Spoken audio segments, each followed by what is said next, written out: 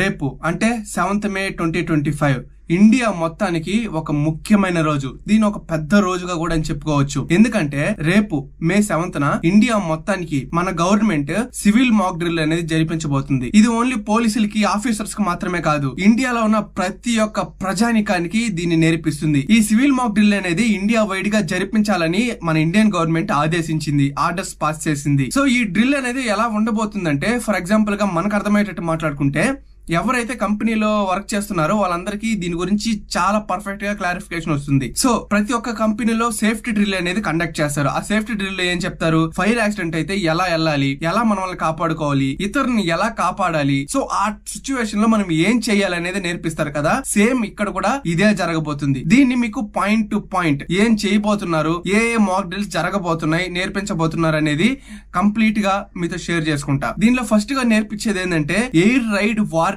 Sirens అన్నమాట. అంటే ఆకాశంలో ఎవరైనా ఎగురుతూ ఉంటే వాళ్ళు వార్నింగ్ సిగ్నల్స్ ఇచ్చారంటే ఆ టైంలో మనం ఏం చేయాలి, ఎట్లాంటి చర్యలు తీసుకోవాలని నేర్పిస్తారు. అండ్ సెకండ్ గా వచ్చి సివిలియన్స్ అండ్ స్టూడెంట్స్ ట్రైనింగ్ అన్నమాట. ఇందులో ఏంటంటే స్టూడెంట్స్ కే కాదు, సివిలియన్స్ ఎవరైతే చదువుకున్న వాళ్ళు, చదువుకోలేని వాళ్ళు అందరికి ఈ ఒకవేళ కష్టమైన పరిస్థితులు వచ్చాయనుకోండి, ఇలాంటి పరిస్థితులే ఇంకేం చేయలేము, అలాంటి టైంలో ఎలా నడుచుకోవాలి, ఏం చేస్తే మనం బయటపడగలుగుతాం అనే సిచ్యువేషన్స్ వచ్చినప్పుడు ఎలా ఉండాలనేది నేర్పిస్తుంది. అండ్ ఫోర్త్ గా వచ్చి కోమోఫ్లాగింగ్ అండ్ వైటల్ ఇన్స్ట్రక్షన్స్. అంటే ఫర్ ఎగ్జాంపుల్ గా చెప్పాలంటే, మన ఊర్లో ఫర్ ఎగ్జాంపుల్ ఎయిర్పోర్ట్ ఉంది, లేదంటే ఎగ్జాంపుల్ గా తీసుకోండి ఇండియన్ ఆర్మీ ఉంది అనుకోండి, ఇండియన్ ఆర్మీ క్యాంప్ ఉంది. సో ఆ క్యాంప్ ని పై నుంచి ఏమైనా డ్రోన్స్ చూసినా సరే, ఎటువంటివైనా సరే కనిపించకుండా మనం ఎలా చేయాలి, వాటిని కోమోఫ్లాగింగ్ ఎలా చేయాలి, మన ఊర్లోనే ఉంటుంది కానీ ఉండదు, అలా ఎలా చేయాలి అనేసి నేర్పిస్తారంట. అండ్ ఫోర్త్ పాయింట్ గా వచ్చి బ్లాక్ కాటింగ్ మెజర్స్. అంటే ఇప్పుడు సడన్ గా మన ఇండియా వైడ్ గా, లేదంటే మీ ఊర్లోనే,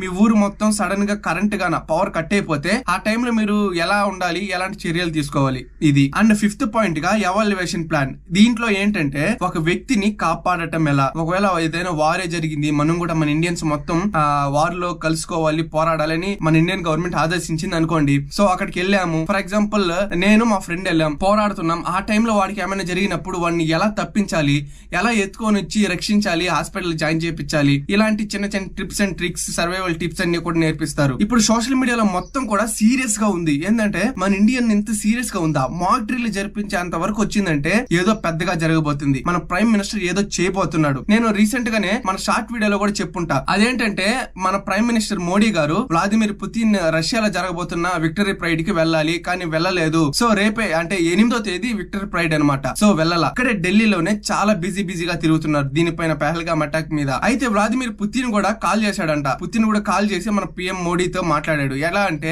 మీకు జరిగిన దీనికి మేము ఫుల్ సపోర్ట్ ఇస్తాం, ఎప్పుడైనా సరే, ఇప్పటి నుంచే కాదు, రష్యా ఎప్పటి నుంచైనా సరే, రష్యా ఇప్పటి నుంచే కాదు, ఎప్పటి నుంచో మనకు ఒక మంచి ఫ్రెండ్ అనమాట. అండ్ ఇప్పుడు ఇది ఒక్కటే కాదు, ఇప్పుడు పాకిస్తాన్ కి ఎంత భయం ఎలా క్రియేట్ అయిందంటే మనకు సపోర్ట్ చేసే కంట్రీస్ వాటిని చూసి.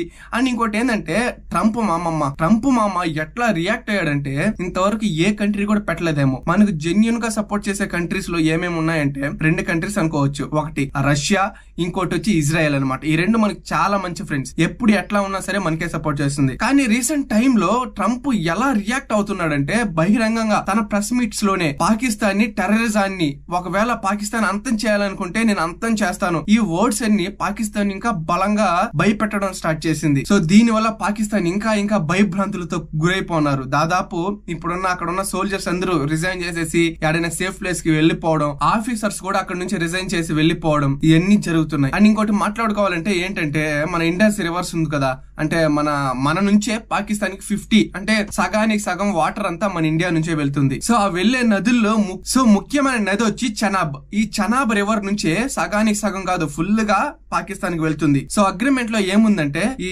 నది నుంచి ఏమైనా పోవాలంటే పాకిస్తాన్, ఒకవేళ మన డ్యామ్ ఉంది, మన డ్యామ్ ని కట్టినా కూడా ఆ డ్యామ్ నుంచి క్లీన్ చేసుకోవాలంటే పాకిస్తాన్ పర్మిషన్ తీసుకొని చేయాలన్నమాట. సో ఇప్పుడు మన ఇండియా ఏం చేస్తుందంటే, నువ్వెవడరా, నీకడెవడరా పర్మిషన్ తీసుకోవాల్సింది, నా ఇష్టం, నేను చేస్తా, ఎంత కోపం ఉన్నా సరే మీతో కలిసిపోయి చేస్తున్నాం, కానీ ఇప్పుడు నువ్వు చేసిన దానికి మేము అసలు ఇంక ఏమి చేయం, మేము చేయాల్సింది చేస్తాం, నిన్నెవడరా అసలు పర్మిషన్ అడగాల్సింది అన్న రేంజ్ లో ఆ డ్యామ్ ను మొత్తం ఆపేసి అక్కడ ఉన్న డ్యామ్ ను మొత్తం క్లీన్ చేస్తాం. అంటే ఫర్ ఎగ్జాంపుల్ ఏదైనా వాటర్ ఫ్లో జరుగుతుంది అనుకోండి రివర్ నుంచి, సో చిన్న ఇసుక పార్టికల్స్, అంటే ఇసుక మొత్తం కూడా కిందనే జమ అయిపోతూ ఉంటుంది. ఇక్కడ ఏమైందంటే ఆ డ్యామ్ మొత్తం కూడా ఇసుక ఒక రవ్వ ఎక్కువ అయిపోయింది. సో డ్యామ్ హైట్ ని ఇంకా తగ్గించేసింది. సో మేము క్లీన్ చేస్తాం దీనిని, మొత్తం సగం నీళ్లను వదిలిపారేసింది. సో ఇప్పుడు ఆ చెనాబ్ లో ఉండే రివర్ ఎట్లా అయిపోయిందంటే ఇప్పుడు ఆ రివర్ లో చిన్న మనిషి కూడా నడుచుకుని వెళ్ళిపోవచ్చు అనమాట, సింపుల్ గా వెళ్ళిపోవచ్చు. సో అంత వాటర్ అనేది తగ్గిపోయింది. సో దీని వల్లే కూడా పాకిస్తాన్ లో ఫ్లడ్స్ లాంటివి వచ్చినాయి అనుకోండి. పాకిస్తాన్ కి టైం వచ్చేసింది, చెక్కాల్సిన టైం వచ్చేసింది.